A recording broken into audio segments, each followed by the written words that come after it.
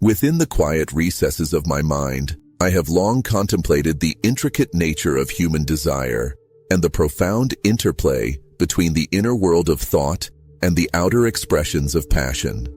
I have discovered that the highest form of mastery is not found in the transient allure of physical appearance, but in the steady cultivation of one's intellect, self-control, and moral virtue. In these meditations, I record 15 truths about women and the relationships they inspire, a reflection not solely on their nature, but on the manner in which I, as a man of reason, have learned to navigate the delicate balance between attraction and inner discipline. 1. The stimulation of the mind, the crucial foundation of connection. I have come to understand that the spark of attraction is ignited not by the mere physical presence of a man, but by the intellectual vigor he exudes. The mind, when set alight with clear, purposeful thought, becomes a beacon that draws the discerning spirit. Even if a man possesses an imposing physique, without the nourishment of keen ideas and reflective insight, his allure is diminished to that of a transient shadow. I have observed that women, in their pursuit of a deeper connection, are drawn to the intellectual energy that animates the soul. They yearn for conversation that reveals a genuine understanding of the world, a dialogue that is both challenging and compassionate. When I reflect upon the teachings of the Stoics, I recall that our happiness and our capacity for meaningful engagement depend on the quality of our thoughts. Thus, I have dedicated myself to the relentless cultivation of wisdom and the steady discipline of the mind. In every encounter, I strive to present not just the man in the flesh, but the luminous spirit forged by reason and tempered by experience. For it is in this melding of intellect and presence that I find the most lasting form of attraction, a bond that endures far beyond the ephemeral satisfaction of physical desire. 2. The subtle art of foreplay, embracing the detail of touch and preparation. In the realm of intimacy, the minutiae of touch and care become a language unto themselves. I have learned that the deliberate and unhurried act of foreplay, augmented by the gentle application of creams and oils, serves as an artful prelude to the deeper union of bodies and minds. Each caress, each carefully measured touch, is an expression of mindful presence. It is not a mere indulgence in physicality, but a conscious practice of self-mastery, where every detail is attended to with deliberate care. I observe that, as in all things, mastery over one's physical impulses is best achieved when the mind is as present as the body. The slow, intentional gestures in these moments are a testament to the man's control over his passions. They speak of patience, of an appreciation for the delicate interplay between anticipation and fulfillment. Such acts, though seemingly simple, serve to elevate the experience, forging an intimate connection that is as much about the inner state of calm and attentiveness as it is about the fleeting physical pleasure. In embracing this art, I remind myself that true intimacy is born not of haste, but of a measured, mindful communion. 3. The enchantment of scent, a primal and subtle conduit of emotion. I have come to appreciate that among the senses, scent wields an almost magical power.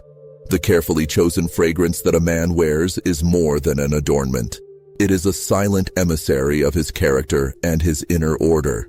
A pleasing aroma, selected with care and confidence, resonates with the primal memories and emotions stored deep within the human soul. This scent, like the steady cadence of one's thoughts, can evoke a profound emotional response, a connection that defies the simple mechanics of language. In my own life, I have learned that controlling the details of my personal presentation, including the choice of scent, is an exercise in focusing on what lies within my power. Just as I temper my thoughts and emotions, so too do I cultivate an aura that speaks quietly but powerfully to those who encounter me. For a woman attuned to the subtleties of the world, the aroma is not a superficial accessory, but a signal of inner discipline and refined taste. It is a reminder that, in all things, attention to the smallest detail can yield the deepest impressions. 4. The shadows of appearance, offering reassurance amid insecurity. It is a truth I have observed that beneath the confident exterior many women project, there often lies a realm of unspoken self-doubt and insecurity. The fear of inadequacy, of not measuring up to an ideal, however ill-defined, can cast long shadows over their inner lives. In these moments, the role of a man becomes not that of a judge, but of a steady, reassuring presence. When I encounter such vulnerability, I recall that my own strength is measured not in the absence of imperfection, but in the calm acceptance of it. By offering sincere reassurance, I seek to dispel these hidden anxieties, in demonstrating that true worth is not a matter of superficial appearance, but of the inner light of character. I help to create an atmosphere of security and trust. In my interactions, I endeavor to show that the superficial is transient, while the strength of a person lies in the steadfastness of their spirit. Thus, in every encounter, I strive to be the quiet anchor that steadies the tumult of uncertainty, reflecting the Stoic belief that our responses to life's imperfections define our true worth. 5. The reality of social engagement, understanding the incentives of a free meal. In the practical arena of social exchange, it is a fact that some encounters are motivated by pragmatic considerations rather than by lofty ideals. I have observed that there are moments when a woman may accept the invitation to dine not solely for the promise of romance, but also for the pragmatic delight of a complimentary meal. While this may at first appear disheartening to the romantic, I have learned that it is but one facet of the complex tapestry of human motivation. In recognizing this truth, I remind myself that external incentives are beyond the scope of my control. What remains mine is the capacity to govern my own conduct and to maintain equanimity in the face of external realities. I have thus come to view such encounters as opportunities to practice detachment from transient outcomes. Rather than allowing myself to be swayed by the allure of immediate gratification, I choose to focus on the cultivation of my inner virtues. This detachment, rooted in the Stoic teaching that we must attend only to what is within our power, serves as a bulwark against the capricious nature of worldly incentives. 6. The rhythms of nature, recognizing the cycles of ovulation and desire. Nature itself, in its unerring wisdom, orchestrates the ebb and flow of desire with the precision of celestial mechanics. I have noted that during the phase of ovulation, the natural rhythms of a woman's body are set aflame with an intensity that defies the ordinary. This surge of passion, driven by biological forces, is not an invitation for conquest, but a reminder of the natural cycles that govern all things. In my contemplations, I have come to view these cycles as emblematic of the broader patterns of life, fleeting yet profound, governed by forces that lie beyond the individual.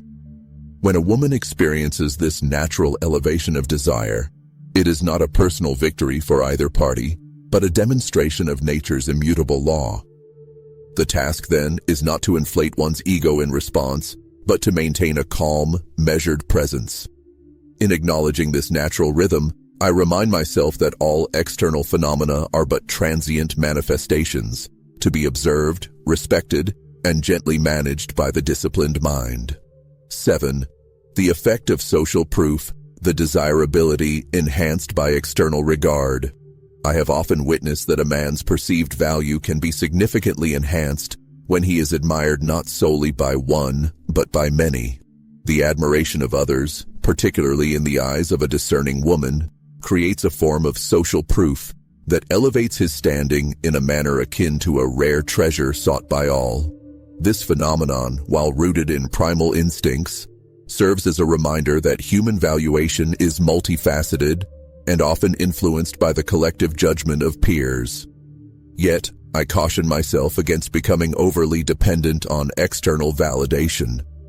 True strength, I have learned, is measured by the inner light of one's virtues, not by the ephemeral praises of society. External accolades, though they may serve as pleasant reinforcement, must never replace the fundamental pursuit of self-mastery and moral rectitude. In every circumstance, I strive to let the opinions of others remain but a distant echo, while my focus remains fixed on the cultivation of inner excellence, a beacon that does not waver in the face of public opinion. 8. The diversity of physical expression, adapting to the language of intimacy. The language of the body is a dialect as ancient and varied as humanity itself. I have observed that women often express their deepest desires and vulnerabilities through subtle physical cues, through the manner in which they move, the positions they assume, and the gentle signals of their gestures. Such physical expressions are not random, but speak to an intricate code of emotional and psychological need. In the intimacy of relationships, a man must be attuned to these cues, adapting his approach to resonate with the unspoken language of the body. Whether it is through an embrace that conveys safety or a posture that reflects mutual trust, the capacity to interpret and respond to these physical signals is an art form in itself. I remind myself that mastery in this domain is achieved through a combination of sensitivity, observation, and the unwavering discipline of self-control. To respond in kind is to create a dialogue without words, a harmonious interplay where the body and soul meet in silent understanding. 9. The healing power of empathy, listening in moments of vulnerability. In the midst of emotional tumult, I have learned that the most potent form of support is not found in the hasty dispensing of advice, but in the gentle art of listening. When a woman is overcome by sorrow or inner conflict, her need is not for a quick fix, but for a compassionate presence, someone who can bear witness to her pain without judgment. In such moments, my duty is to offer a steadfast ear and a calm, measured silence that speaks louder than any words could. I have come to regard the act of listening as a manifestation of true strength. It requires an inner discipline to set aside one's own preconceptions and to focus wholly on the experience of the other. By allowing her to express her innermost feelings without interruption, I foster a space of healing and mutual respect. In doing so, I reaffirm the Stoic principle that control lies not in forcing resolution upon external events, but in managing one's own responses. Thus, in the quiet act of empathetic listening, I find a profound means of connection, a bridge that spans the gap between solitude and shared understanding. 10. The hidden thoughts of infidelity, contemplating the fragility of connection.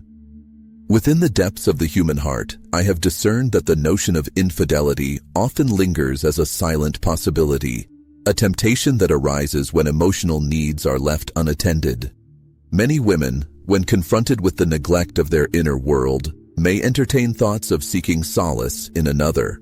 This is not a moral failing, but rather a stark reflection of the vulnerability inherent in all relationships when they are deprived of genuine attention. In such instances, it becomes incumbent upon the man to maintain a vigilant commitment to emotional depth and sincerity. I have resolved that, rather than succumbing to the insecurity that such thoughts may engender, I must continually fortify the bonds of trust through steadfast devotion and mindful care. By ensuring that the connection is nurtured with honesty, respect, and a constant reaffirmation of mutual worth, the allure of external distractions is diminished. This lesson, harsh though it may be, underscores the imperative to remain ever attentive to the inner life of one's companion and to offer an unyielding foundation of support. 11. The delicate line between lover and confidant, the necessity of genuine trust. I have observed that in the intricate dance of love, the role of a man extends beyond that of a mere physical partner. Many times, a woman's deepest sense of security and understanding is found not in the ephemeral thrills of romance, but in the steady companionship of a trusted confidant, a friend who listens, supports, and remains unyielding in the face of life's uncertainties. To be both lover and confidant is to bridge the gap between passion and enduring trust. In my own journey, I have striven to embody these dual roles with equal measure. I have learned that by revealing my own vulnerabilities in the spirit of honest discourse, I invite a deeper, more authentic connection. This mutual sharing of inner life becomes the bedrock upon which a lasting relationship is built. Thus, I commit to being not only a bearer of physical affection, but also a guardian of emotional sanctity, a man who understands that the greatest victories are achieved when trust and intimacy are allowed to flourish in tandem. 12. Emotional maturity and inner strength, qualities cherished by the wise. As one grows in experience, the nature of intimacy transforms. I have witnessed that as women mature, their desire for fleeting passion is supplanted by a yearning for emotional stability, intelligence, and inner strength. In the company of a woman who has weathered the seasons of life, a man's true worth is measured by his capacity for self-restraint, clarity of purpose, and the unwavering calm of his spirit. In cultivating these qualities within myself, I have embraced the understanding that external displays of virility are transient compared to the enduring strength of a well-governed mind. It is through deliberate introspection, constant self-improvement, and the resolute practice of virtue that I forge a character capable of providing lasting comfort and assurance. This is the essence of emotional maturity, a quality that transforms relationships into profound partnerships, anchored in mutual respect and a shared commitment to the pursuit of truth. 13. Beyond the physical measure, valuing presence over mere dimensions. Throughout the annals of common discourse, many have fixated upon physical metrics as measures of worth. I, however, have come to discern that the true art of attraction is not predicated on the superficial dimensions of the body, but on the intangible qualities of presence, confidence, and self-assured dignity. A woman's satisfaction is derived not from the quantifiable, but from the resonant harmony of a man's inner life, a quality that transcends the temporary allure of mere physicality. I have learned that the fixation on physical measurements is a distraction from the cultivation of the soul. By channeling my energies toward the refinement of my character, I have discovered that the genuine power of attraction lies in the ability to inspire trust and respect through unwavering discipline and authentic engagement. In doing so, I liberate myself from the confines of superficial comparison and embrace a higher standard of human connection, one measured not in inches or superficial accolades, but in the depth of mutual understanding and respect. 14. The silent language of body movement, a manifestation of inner order. Every movement, every subtle gesture of the body, communicates a language that transcends spoken words. I have observed that women often express their most sincere emotions through the delicate interplay of posture, gesture, and glance. Each movement a silent testament to their inner state. To the keen observer, these subtle signals provide insight into the unspoken dialogue between body and soul. Recognizing the power of body language, I have devoted myself to the cultivation of a posture and bearing that exude quiet confidence and disciplined grace. Whether in moments of deep conversation or in the tender silence that follows shared laughter, I understand that every physical expression is an opportunity to reinforce the inner order that I have so diligently cultivated. In mastering this silent language, I affirm the Stoic truth that what lies within is expressed in every outward gesture, thereby ensuring that the impression I leave upon the world is one of measured calm and resolute strength. 15. The power of communication, honesty, clarity, and the voice of the soul. At the very core of every enduring relationship lies the ability to communicate with unvarnished honesty. I have come to realize that the most profound connections are forged not through insinuations or silent games, but through clear, direct, and heartfelt dialogue. A woman seeks in her partner not only the comfort of a strong embrace, but also the assurance of unambiguous expression, a commitment to revealing one's true self without the trappings of artifice. I have therefore made it my constant endeavor to engage in communication that is both forthright and empathetic. In each conversation, I strive to balance the strength of my convictions with the gentle vulnerability of genuine self-expression. For it is in this openness that trust is nurtured, and the soul is allowed to reflect its own light back upon another. Such communication, when guided by the steady hand of reason and compassion, becomes the cornerstone upon which lasting relationships are built. In the interplay of these 15 truths, I find that every aspect of attraction and intimacy is inextricably linked to the mastery of oneself.